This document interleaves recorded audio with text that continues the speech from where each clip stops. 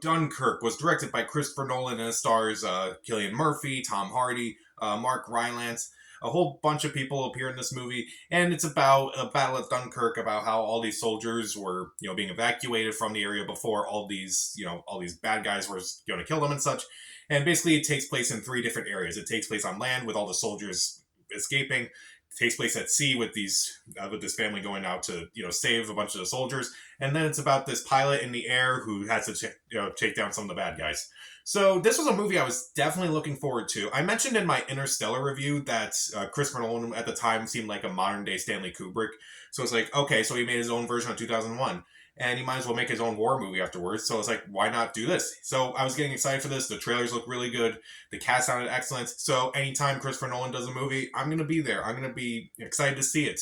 And honestly, the first time I saw it, I admittedly did not care for it, if I'm being honest. I was impressed by the way it was presented, but at the same time, I was not impressed with the character development. And after all these years later, I kind of feel the same way, but I definitely have a lot more appreciation for this movie. It definitely has improved with each new viewing, and I bought the Blu-ray obviously. And even though I don't love this movie as much as some of the other movies that Nolan has done, but I just feel like it definitely has stuck with me all these years. And I definitely think it's his most well-made movie, but not his best written movie, if I'm being honest. So, what works in this movie? Well, pretty much everything on a technical level is just top notch. The editing is spectacular. The way each scene kind of plays out is spectacular in a lot of ways.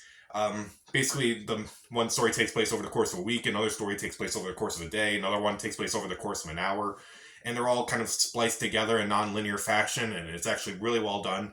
How Nolan plays with time in this movie is very interesting too, because the scenes that take place over the course of a week are longer than the ones that takes place over the course of a day, and then the ones that take place over the course of a day are longer than the ones that take place over the course of an hour. And that's definitely very impressive. And it's definitely very hard to keep track of time. It's okay, it's how long did this scene last? Okay, it lasted about a minute. And this one is lasting for a few seconds. Okay, then it goes back to another one. It's oh, okay, this one's lasting for a few seconds too, even shorter than the last one. So it's you kind of get it because it's how this is all playing out. Okay, obviously an hour shorter than a day, and obviously a day shorter than a week. So it's okay, we get it. And meanwhile, the score is also fantastic in this movie. It's mainly the score and the editing that are really the stars of the movie, not really the actual stars of this movie, interestingly enough. The score is very intense. The sound design is incredible. Just hearing all those planes coming in, just hearing those gunshots. It's a very intense movie. Definitely a movie that was worth watching on the biggest screen possible. And I was just so impressed by it. Pretty much all the technical aspects of this movie. The cinematography is just top notch again. Saying a Christopher Nolan movie is well shot is kind of an understatement, because a lot of his movies are well shot. So it's what's the point?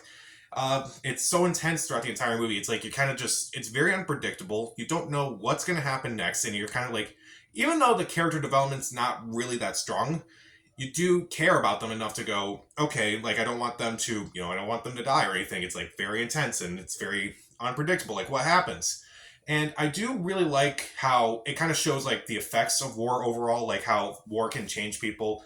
It shows with Cillian Murphy in the movie how at first he's this guy who's very much into the war, and basically he saves those soldiers on the beach at first, but then later on it shows that he's been severely traumatized. He was shot down and everything.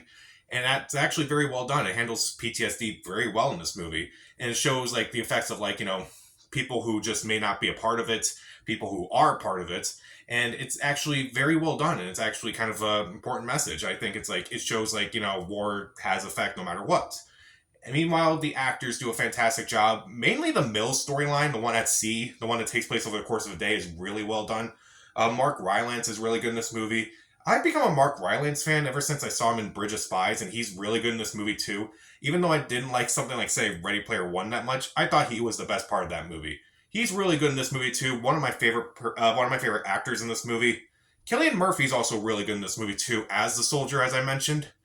Just kind of seeing that juxtaposition where he's okay, I'm gonna, it's basically make sure you go out and fight. But then when he's when he returns for the sea storyline, it's I don't want to go back there. I don't want to deal with that. It's that's really interesting as well.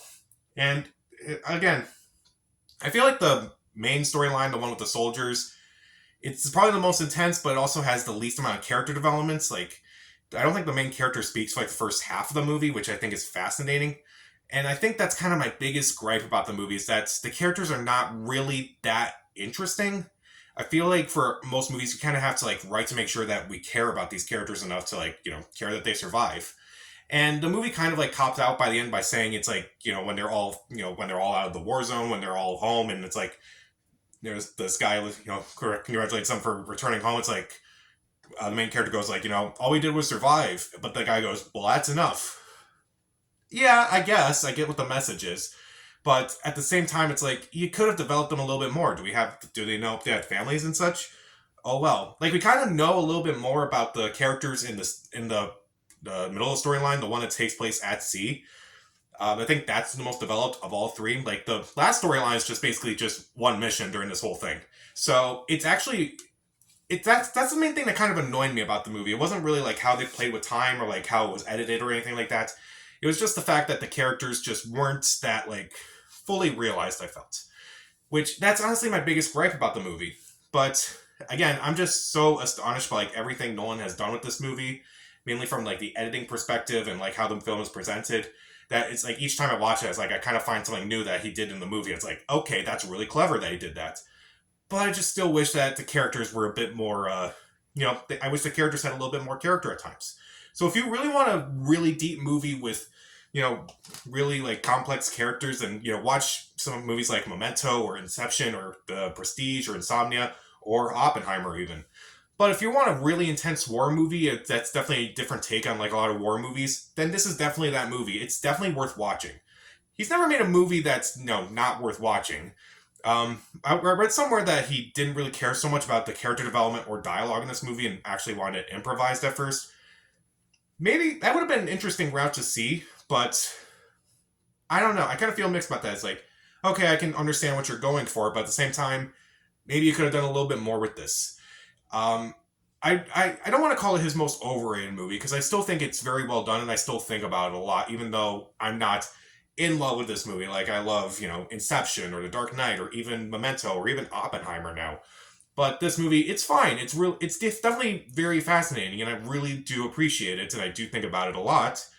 Again, just wish the characters fully developed. So, even though the editing's great, the music's great, the sound design is incredible, everything about it from a technical aspect is great, and some of the performances are decent. Again, maybe he should have taken a little more time to make us care about the characters more than just like, the fact that they're just in a war zone and they just need to get out. I get what they're going for, but sometimes maybe I just need a little more to care. I'll still give it 3 out of 4 stars, see it. So what's your favorite war movie? Comment down below, subscribe to the channel. This is Pat. Stay safe.